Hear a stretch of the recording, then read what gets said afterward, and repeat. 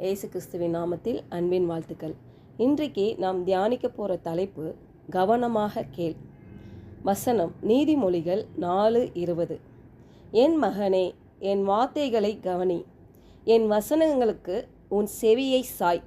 பாருங்க, தேவனுடைய வார்த்தை, ஒவ்வொரு வார்த்தையுமே பாருங்க ஒரு விதை போன்றது. அது சாதாரண வார்த்தைகள் கிடையாது.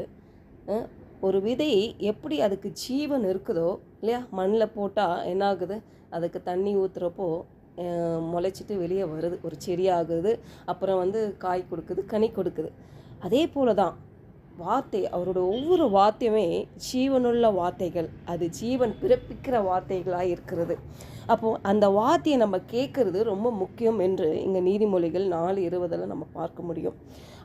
என் மகனே அப்படின்ற ஒரு அன்பாக சொல்லுகிற ஒரு வார்த்தை இல்லையா, அதாவது கண்டிப்பாக அல்ல, அன்போடு வழி நடத்துக்கிற நம் தகப்பனுடைய குரல் இல்லையா. அப்போது தேவன் விரும்புகிறாரு நம்ம இருதயத்தையும் நம்மளுடைய செவிகளையும் திறந்து கொண்டு அவருடைய வார்த்தையை கவனமாய் கேட்க வேண்டும் என்று அவர் வாஞ்சிக்கிறார்.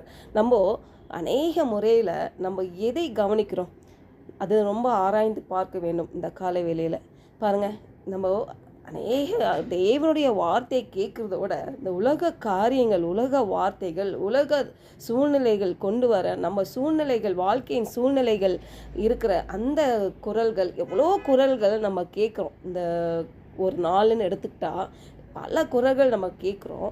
ஆனால் அதில் பார்த்திங்கன்னா பர்சன்டேஜ் கணக்கில் பார்க்கும் பொழுது நம்ம தேவனுடைய வார்த்தையை ரொம்ப கம்மியாக தான் கேட்குறோம். அதனால் நம்ம சரீரத்தில் பாருங்கள், பிசாசானவன் சீக்கிரமாக என்ன பண்ணிடறான், நம்ம உணர்வுகளில், பார்வையில், நம்ம பேசுகிற வார்த்தைகளில், செயல்களை அவன் என்ன பண்ணுறான், வழி தேடிக்கொண்டே இருக்கிறான். அதனால்தான் தேவனுடைய பிள்ளைகள் ரொம்ப கவனமாக பேச வேண்டும். எதை கேட்குறோம் என்று கவனமாக கேட்க வேண்டும், எதை பார்க்குறோம் என்று கவனமாக பார்க்க வேண்டும். நம்ம எது பார்த்தாலும், பேசினாலும், கேட்டாலும் நம்மளுடைய ஆவிக்குரிய ஜீவியத்தை அதை அசைக்கக்கூடாது. பாருங்கள், அப்போது ஆவிக்குரிய வாழ்க்கை, ஆவிக்குரிய ஜீவியத்தை நம்ம வளர்க்கணும்னா அவருடைய வார்த்தையை பின்பற்ற வேண்டும், அவர் வார்த்தையை நம்ம கேட்க வேண்டும். அதுதான் அவர் சொல்கிறாரு, உன் செவியை சாய், என் வார்த்தைகளை நீ கவனமாய் கேளு, என் வசனங்களுக்கு உன் செவியை சாய். உன் உலக காரியங்களுக்கு நீ ரொம்ப சாய்க்காத. ஏன்னா உலகம் கொடுக்கிறது என்னது, பயம் கொடுக்குது, கவலைகள் கொடுக்குது, வேலையோட அழுத்தம் கொடுக்குது, இச்சைகள் கொடுக்குது. ஆனால் அதில் நீ எதுவும் கவனம் செலுத்தாத. ஏன்னா செலுத்தினா பிசாசுக்கு வழி கொடுப்ப.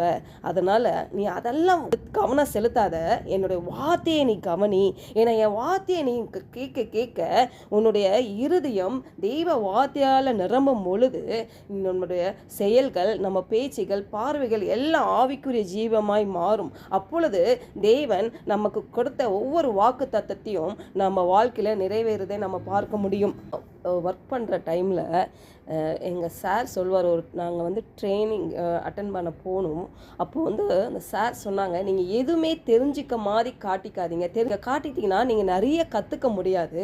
எதுவுமே தெரியாத மாதிரி நீங்கள் இருந்து கேளுங்க, அப்போ தான் நீங்கள் நிறைய விஷயங்கள் கற்றுக்கொள்ளலாம். பாருங்கள், அது உண்மை. நம்ம இந்த வசனத்துக்கு கூட அதை ஒப்பிடலாம். பாருங்களேன், நம்ம எல்லா வார்த்தை தெரியும், கடவுளுடைய வார்த்தை தெரியும், கர்த்தர் என்னெல்லாம் பண்ணியிருக்காரு எனக்கு தெரியும். ஆனால் பாருங்கள், அப்படியே நம்ம எல்லாம் தெரியும் சொல்லிட்டு மிதப்பாக இல்லாதபடி அனுதினமும் அவர் வார்த்தையை நம்ம படிக்க அதோட வெளிப்பாடுகள் நம்மளுக்கு வேணும்னு சொல்லி கேட்கும் பொழுது தேவன் நம்மளுக்கு கொடுப்பாரு. பாருங்கள், இதெல்லாம் எனக்கு தெரியும் அப்படின்னு இல்லாமல் இதை எனக்கு தெரிஞ்சுக்கிட்ட மாதிரி காட்டாமல் நிறைய கற்றுக்கணும்னு சொல்லி நம்ம தேவனுடைய வார்த்தையை நம்ம பார்க்கும் பொழுது அநேக காரியங்கள் தேவன் கற்றுக் கொடுப்பார். நீதிமொழிகள் 5:1-2 கூட பார்க்க முடியும். என் மகனே, என் ஞானத்தை கவனித்து என் புத்திக்கு உன் செவியை சாய், அப்பொழுது நீ விவேகத்தை பேணிக் கொள்வாய், உன் உதடுகள் அறிவை காத்து கொள்ளும். அறிவு, புத்தி எங்கே வரும்? வேத வசனத்தின் அடிப்படையில் தான் வருகிறது. அதனால தான் நம்மளுக்கு வருகிறது. நீதிமொழிகள் 5:7 ஆதலால் பிள்ளைகளே, இப்பொழுது எனக்கு செவி கொடுங்கள், என் வாயின் வசனங்களை விட்டு நீங்காதிருங்கள். ஏன்னா அதுதான் உனக்கு ஜீவன், அதுதான் உனக்கு சுகம் கொடுக்கிற வார்த்தைகள், அதுதான் உனக்கு விடுதலை கொடுக்கின்ற வார்த்தைகள். நீ அந்த வார்த்தையை பிடித்து கொள்ளும் பொழுது தேவனுடைய திட்டத்தை உன் வாழ்க்கையில் நிறைவேற்றுகிறதா இருக்கும். பாருங்க, மனுஷன் அவன் கேட்குற ஒவ்வொரு சத்தத்தினால்தான் அவன் வாழ்க்கை உருவாகிறது என்று பார்க்கிறோம். அப்போ உலகத்தின் சத்தம் ஒரு பக்கம் இருக்குது, தேவனுடைய வார்த்தையின் சத்தம் ஒரு பக்கம் இருக்குது. நம்ம உலகத்தை சத்தத்தை நம்ம கேட்டால் நம்ம இருதயத்தில் தேவனுடைய வார்த்தை இருக்காது பாருங்க. அப்போ தேவன் நம்மளுக்கு வைத்திருக்க திட்டத்தை நிறைவேற்ற முடியாது. தேவனுடைய வார்த்தையின் சத்தத்தை நாம் கேட்டால் நம்ம இருதயத்தில் உலகத்தின் சத்தம் இருக்காது. இது ஒன்னாலும் முடியாது, இதை நீ முன்னேற முடியாது, நீ வாழ்க்கையில் ஜெயமுள்ள வாழ்க்கையை நீ வாழ முடியாது, இப்படின்னு பேச சத்தத்தை கேட்காதபடி தேவன் சொல்லுகிற வார்த்தை, அந்த வாக்குத்தத்தத்தை சத்தத்தை நம்ம கேட்டு நம்ம இருதயத்தில் நிரப்புவோமானால் தேவ திட்டம் நம்ம வாழ்க்கையில் நிறைவேறுகிறத நம்ம பார்க்க முடியும். அப்போ நம்ம கவனம் எதுக்கு செல்லுகிறதோ, எதுக்கு நம்ம முக்கியத்துவம் கொடுக்குறோமோ அதில் தான் நம்ம எதிர்காலம் அமைந்திருக்குது. செபிப்போம்.